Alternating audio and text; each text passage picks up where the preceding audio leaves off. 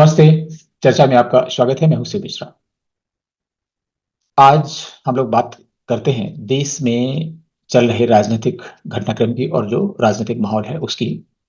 आप कोई भी गतिविधि देखें तो उसमें कहीं ना कहीं राजनीतिक पुट अवश्य देखने को मिलेगा। जो लोकसभा के चुनाव आने वाले हैं, इस वर्ष मई में होंगे किसी समय, तो उनका प्रभाव दिखाई पड़ेगा और ये बहुत स्वाभाविक है।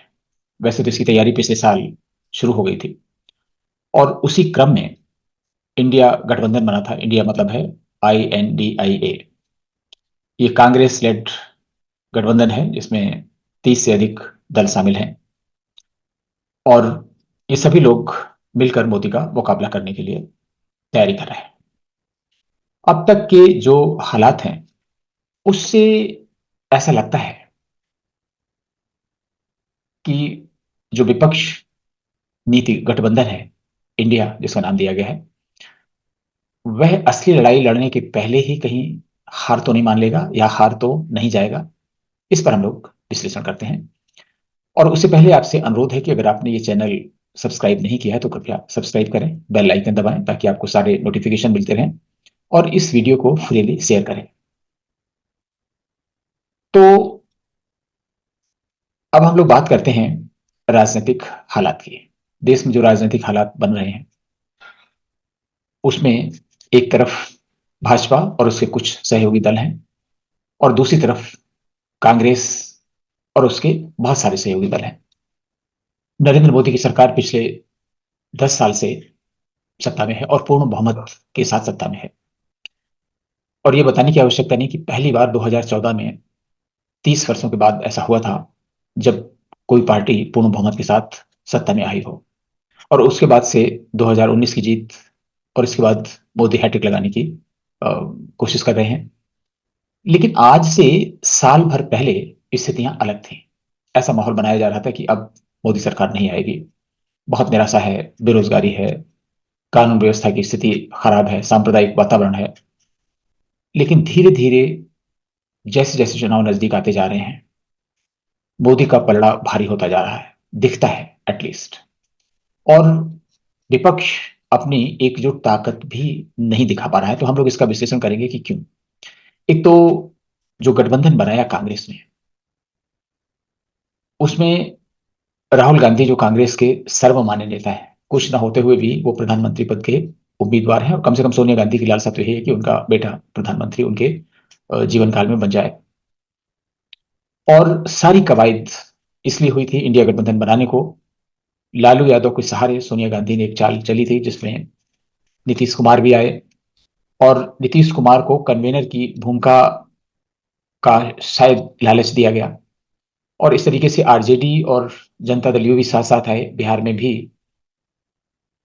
जो है पांसा पलट गया और जो पलटू राम, नीतीश कुमार जिन्हें कहा जाता है पलटू राम, उन्होंने पाला बदलते हुए आरजेडी का दामन थामा और मिलजुल कर सरकार बनाई। और इस तरीके से बिहार में भी ऐसा गठबंधन सत्ता में है जिसमें कांग्रेस एक घटक दल है और दूसरे सबसे बड़ी पार्टी बिहार की है आरजेडी के बाद में भारतीय जनता पार्टी, वो विपक्ष में है और सशक्त विपक्ष में है।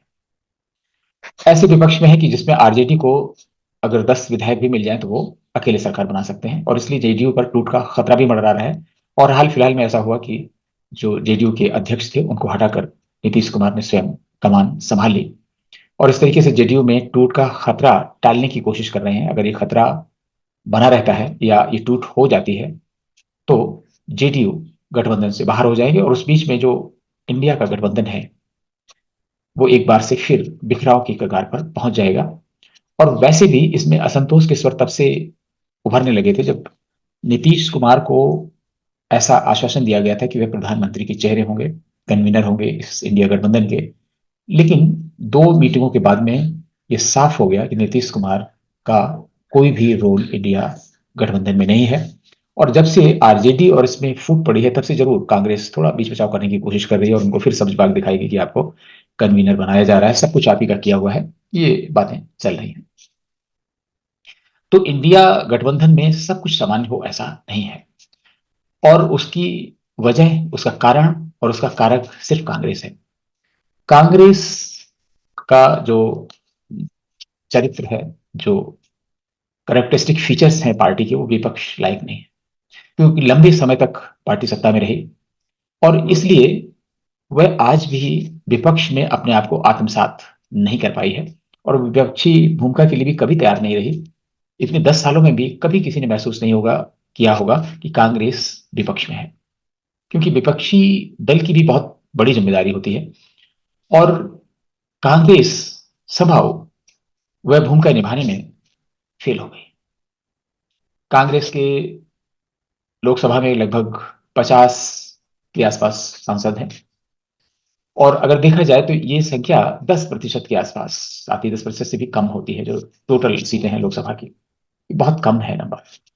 और भारतीय जनता पार्टी ने बड़ी चालाकी से सभी विपक्षी नेताओं के साथ ऐसा बर्ताव किया कि उसमें कांग्रेस के पास 50 मेंबर या टीएमसी के पास कम मेंबर या एएमआईएम के पास 2 मेंबर 3 मेंबर, सबकी भूमिका लगभग बराबर जैसी लगती है और इसलिए विपक्ष के अगुआ बनने का जो एक चेहरा होता है वो भी कांग्रेस ने खो दिया, कांग्रेस को नहीं मिल पाया।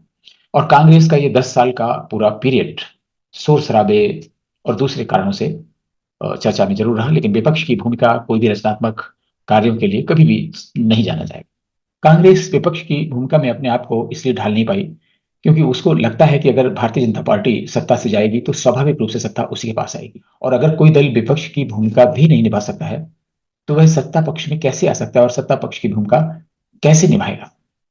और भारतीय जनता पार्टी को विपक्ष में रहने का बड़ा लंबा अनुभव है, इसलिए वो विपक्ष की मानसिकता से पूरी तरह से परिचित है और उसी तरह से इन सभी से डील कर रही है। और जहां तक राहुल गांधी की बात है, उनके पास पार्टी का कोई पद नहीं है, वो पार्टी के अध्यक्ष थे और पिछले बार 2019 के चुनाव में हार के बाद उन्होंने इस्तीफा दे दिया था और इसके बाद एक स्वामी भक्त आज्ञाकारी अध्यक्ष तलाशा गया खड़गे के रूप में। ये भी किसी से छिपा नहीं है कि गांधी परिवार के पिछलग्गू रहने वाले नेता ही कांग्रेस में शीर्ष पर हैं, या आप कह सकते हैं कि कांग्रेस में सिर्फ ऐसे नेता बचे हुए हैं जो गांधी परिवार के पिछलग्गू हैं।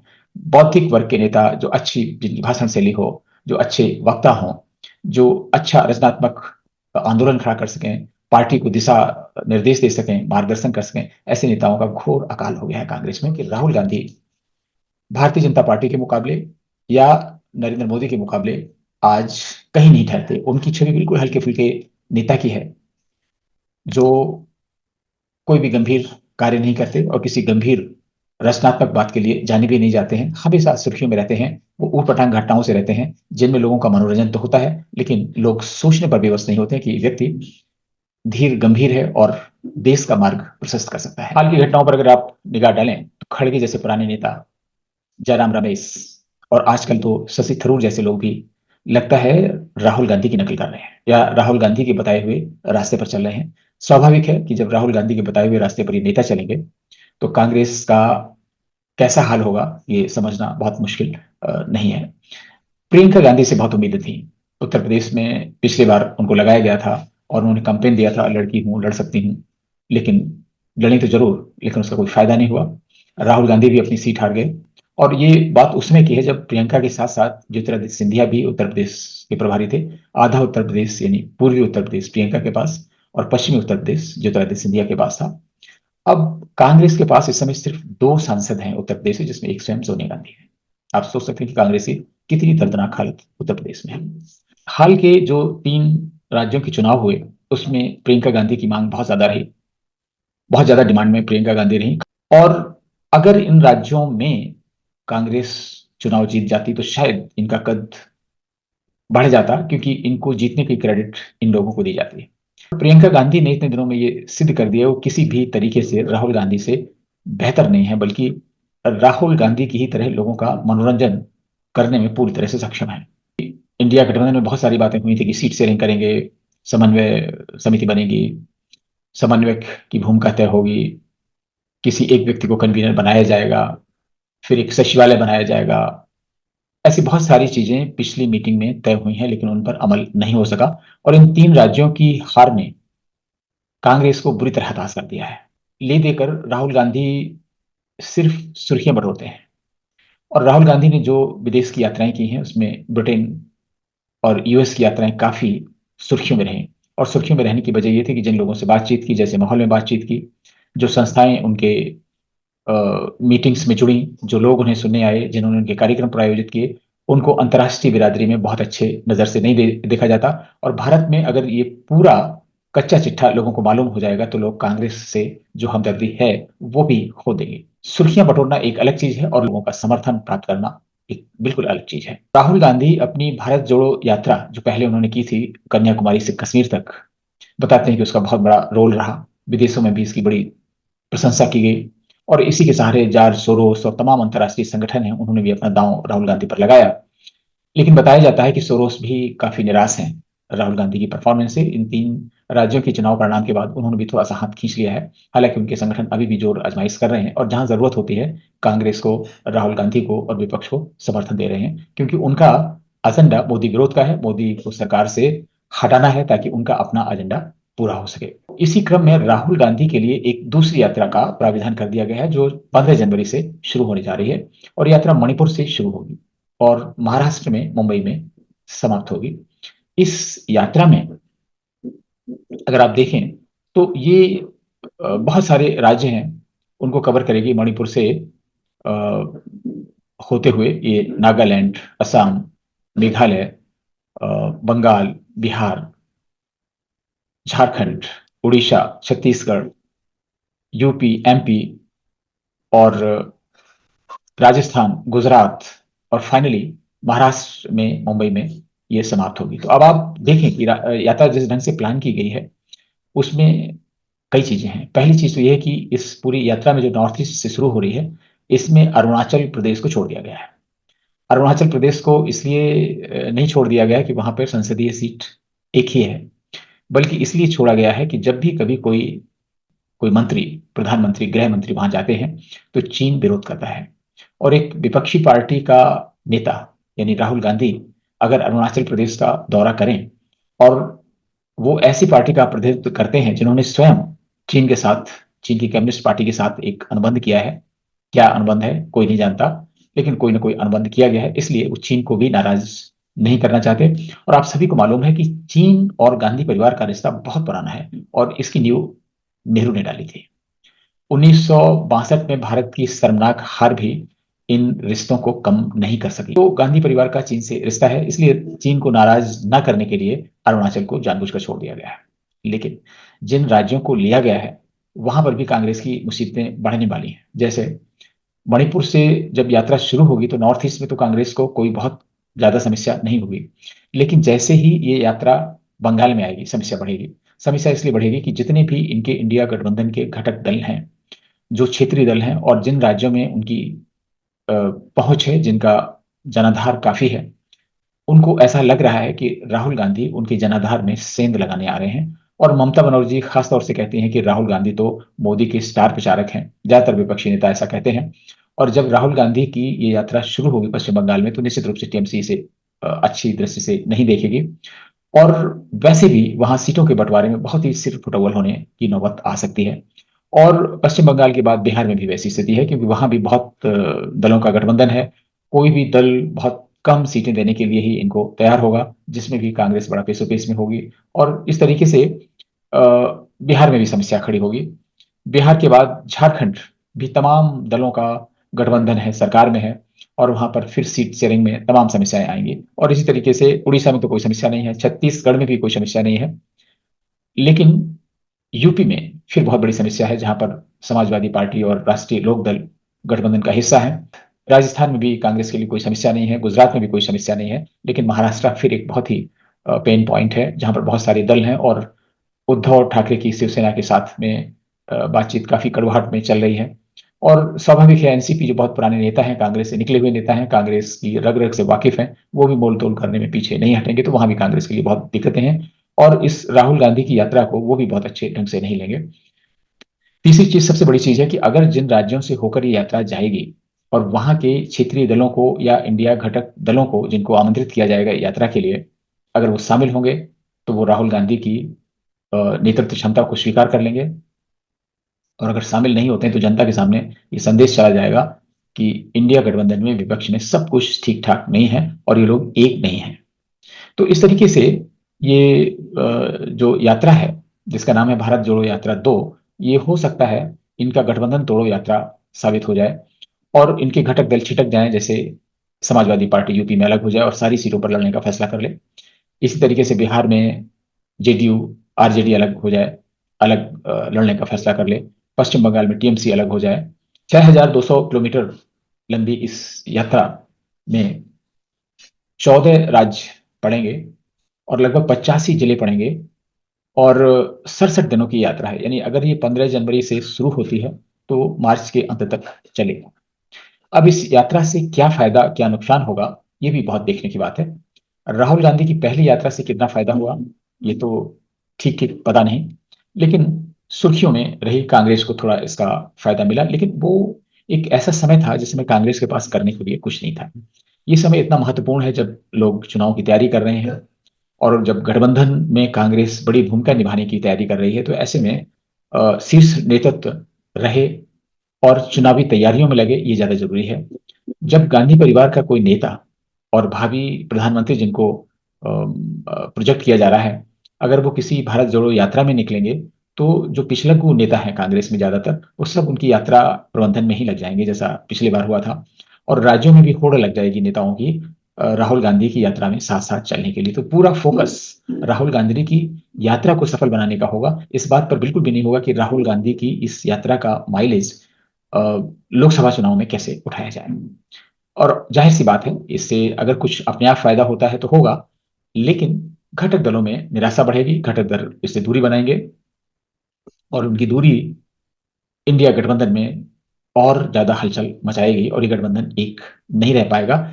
इसलिए बहुत संभावना है कि जब तक राहुल की यात्रा मणिपुर से शुरू होकर महाराष्ट्र में खत्म हो, इंडिया गठबंधन में भूचाल आ चुकेगा और उसके कई घटक दल स्वयं अपने आप को गठबंधन से अलग कर लेंगे।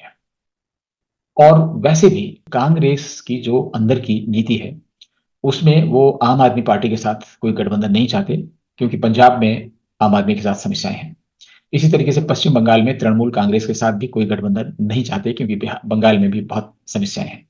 बाकी बचे हुए दल हैं उनके साथ गठबंधन करना चाहते हैं। उसमें अगर समाजवादी पार्टी ने उत्तर प्रदेश में उनकी बात मान ली, तो बाकी नेताओं से उनकी बात चल निकलेगी और ये अच्छे ढंग से निपट जाएगा। लेकिन दो पार्टियां तो निश्चित रूप से इस यात्रा के दौरान ही गठबंधन छोड़ देंगी। इसकी दूसरी तरफ अगर आप देखें, भारतीय जनता पार्टी प्रधानमंत्री मोदी के नेतृत्व में और जो भी उनके शत्रप हैं राज्यों के दूसरी कतार के नेता हैं, वो सब अपने अपने राज्यों में एक तरीके से चुनावी काम में लग गए हैं। और अभी तक भारतीय जनता पार्टी ने जितने भी काम किए हैं इन तीन राज्यों में, राजस्थान, मध्य प्रदेश, छत्तीसगढ़ में जीत के बाद, मुख्यमंत्रियों के चयन से लेकर मंत्रियों के शपथ ग्रहण तक हर चीज में सोशल इंजीनियरिंग दिखाई पड़ती है और लोकसभा चुनाव की तैयारी दिखाई पड़ती है। और उससे भी बड़ी चीज है, मोदी सरकार ने जो लाभार्थियों का एक बहुत बड़ा वर्ग तैयार किया है, बहुत बड़ा वोट बैंक है, चाहे वो उज्ज्वला योजना के लिए हो, चाहे वो प्रधानमंत्री आवास के लिए हो, किसान सम्मान योजना के लिए हो, दूसरी तमाम योजनाएं हैं उनके अंतर्गत हो, चाहे तो वो शौचालय मिलने के लिए हो, स्वच्छ पानी मिलने के लिए हो, बहुत बड़ा वर्ग है। और फ्री राशन मिलने वालों की भी बड़ी संख्या है और इनमें से बड़ा वर्ग प्रधानमंत्री मोदी के साथ खड़ा दिखाई पड़ता है। और मोदी जिस ढंग से कम्युनिकेट करते हैं इन वर्गों से, जहां कहीं भी जाते हैं लगातार इनके टच में रहते हैं, इनसे बात करते हैं, तो एक तरफ तो वो अपने आधार को और मजबूत कर रहे हैं और उस पर राम मंदिर की प्राण प्रतिष्ठा समारोह भी 22 जनवरी को हो रहा है। और इसलिए पूरा जो नॉर्थ इंडिया है वो तो राममय हो जाएगा, पूरा देश राममय हो जाएगा। और बहुत ही सधे हुए कदम उठाते हुए जो अनुषंगिक संगठन हैं भारतीय जनता पार्टी के, आरएसएस और उनके विश्व हिंदू परिषद, बजरंग दल, तमाम ऐसे अनुषंगिक संगठन हैं, उन्होंने बहुत ही सावधानी से इसकी तैयारी शुरू कर दी है। और ये सब बहुत अच्छे उद्देश्य से किया जा रहा है, लेकिन निश्चित रूप से इसकी परिणति वोट के रूप में होगी। जैसे जो पूजित अक्षत हैं राम मंदिर के, वो घर घर वितरित किए जा रहे हैं, अयोध्या आने का निमंत्रण दिया जा रहा है। और जिस ढंग से पूरे कार्यक्रम को किया गया है, जिस ढंग से अयोध्या को सजाया गया है, उस ढंग से पूरा वातावरण राम में होता चला जा रहा है। और योगी पिछले कई सालों से अयोध्या में वैसे भी उसको राम में बनाने में लगे हुए थे। जो दीपोत्सव, दीपावली का महोत्सव जो अयोध्या में होता है, वो Guinness book of world record में हर साल नया एक कीर्तिमान स्थापित हो रहा है। और अब अयोध्या में इतने सारे विकास के कार्य हो गए हैं, चाहे वो लता मंगेशकर चौक हो, चाहे वो अयोध्या धाम रेलवे स्टेशन हो, और चाहे वो महर्षि वाल्मीकि हवाई अड्डा हो, ये अंतर्राष्ट्रीय स्तर का, सड़कें चौड़ी करना हो, बहुत सारे संगठनों को आने का हो, पूरे भारत की जो फूड सप्लाई चेन की बड़ी बड़ी कंपनियां हैं वो अपना ठिकाना तलाश रही हैं। और वो बहुत सी ऐसी कंपनियां हैं जो 22 जनवरी को प्राण प्रतिष्ठा समारोह के पहले पहले कहीं ना कहीं अपने आप को स्थापित करना चाहती हैं। क्योंकि प्राइवेट सेक्टर में ये बहुत स्टडी लोगों ने कर रखी कि राम मंदिर की वजह से टूरिस्ट की जो संख्या है उसमें कितनी वृद्धि होगी। और जो टूरिस्ट अयोध्या जाएगा वो सिर्फ अयोध्या में नहीं रुकेगा, फिर वो वाराणसी भी जाएगा, चित्रकूट भी जा सकता है, हो सकता है वो कृष्ण जन्मभूमि मथुरा में भी जाएगा। इस तरीके से उत्तर प्रदेश में जो टूरिस्ट गतिविधियां बहुत तेजी पकड़ लेंगी। और इस समय जो जितने भी पैकेज्ड फूड हैं, पैकेज्ड वाटर हैं, और ऐसी बहुत सारी कंपनियां हैं, आप देख सकते हैं कि वो बड़ी हलचल मचा रखी हैं अयोध्या में और आसपास के क्षेत्रों में। चाहे वो गोडाउन लेने का हो, उनके लिए कोई कमर्शियल स्पेस की बात हो, लगातार प्रयास कर रही हैं। आप देख सकते हैं कि क्या होने वाला है। और ऐसे में जब प्रधानमंत्री मोदी स्वयं अनुरोध कर रहे हो कि भाई 22 जनवरी को आप लोग मत आइए, बाद में आइएगा, उससे सरकार को इस बात का अंदाजा है कि कितनी भीड़ उमड़ पड़ने वाली है अयोध्या में। और एक तरीके से मोदी जी ने ये कह के कि आप बाद में आइए, एक ठहराव का संकेत दिया है। और उत्तर प्रदेश की योगी सरकार ने और दूसरे राज्य सरकारों ने योजनाएं तैयार की हैं जिसमें वो अपने राज्यों से लोगों को अयोध्या पहुंचाएंगे। भले ही वो अपने खर्चे पर जाएं, लेकिन उनके लिए व्यवस्थाएं, उनकी देखभाल, ये सब करना राज्य सरकारों ने अपने ऊपर लिया है। तो इससे एक ऐसा वातावरण बनेगा जो लोकसभा चुनावों में निश्चित रूप से भारतीय जनता पार्टी को फायदा पहुंचाएगा। और इस राम मंदिर के माध्यम से जहां सनातन संस्कृति को बढ़ावा मिलेगा, हिंदू समाज के एकीकरण का, एकता होगी, इसके साथ साथ हिंदू समाज की ये एकता भारतीय जनता पार्टी के बहुत बड़ा शुभ संकेत होगा और उसके वोट बैंक में बहुत बड़ा इजाफा करेगा। वैसे भी भारतीय जनता पार्टी ने अब की बार नारा दिया है कि अब की बार 400 के पार। और जब राहुल गांधी की भारत जोड़ो यात्रा 2 शुरू हो गई है, तो भारतीय जनता पार्टी के अंदर खाने में खुशियां हिलोरें लेने लग गई है। उनको लग रहा है कि राहुल गांधी की यात्रा 2 निश्चित रूप से भारतीय जनता पार्टी की ये संख्या 400 के पार कर देगी। तो इस तरीके से एक तरफ भारतीय जनता पार्टी बहुत ही ग्रेनुलर एनालिसिस कर रही है और उस एनालिटिकल वे में अपनी स्ट्रेटजी तैयार कर रही है, और वहीं पर कांग्रेस अ, यात्रा की तैयारी कर रही है। और उनका जो इंडिया गठबंधन है बहुत ही लूजली पैक्ड गठबंधन है, बहुत ही ढुलमुल तरीके से चल रहा है। तो ऐसा लगता है कि ये जो इंडिया गठबंधन है, ये लड़ाई शुरू होने के पहले ही, लड़ने के पहले ही हथियार डाल देगा। और अगर नहीं डाल देगा तो कम से कम जनता तो समझ जाएगी कि ये जो पहलवान है अखाड़े में, ये हारा हुआ पहलवान है और इसके साथ खड़े होने में कोई समझदारी नहीं है। इसलिए जैसे जैसे दोनों की गतिविधियां, कांग्रेस और भारतीय जनता पार्टी की, अगर आप नजर डालें इनकी गतिविधियों पर, तो उससे स्पष्ट होता जा रहा है कि 2024 लोकसभा चुनाव में क्या होने वाला है। और अब लगता है कि मोदी निश्चित रूप से तीसरी बार प्रधानमंत्री की शपथ लेंगे, और पिछले बार के बड़े मार्जिन से लेंगे, उनकी सीटों की संख्या में भी इजाफा होगी। और इस सब की क्रेडिट अगर राहुल गांधी को ना दी जाए तो शायद ये उचित नहीं होगा, उनके साथ न्याय नहीं होगा। नमस्ते, फिर किसी मुद्दे पर आपसे मुलाकात होगी, तब तक के लिए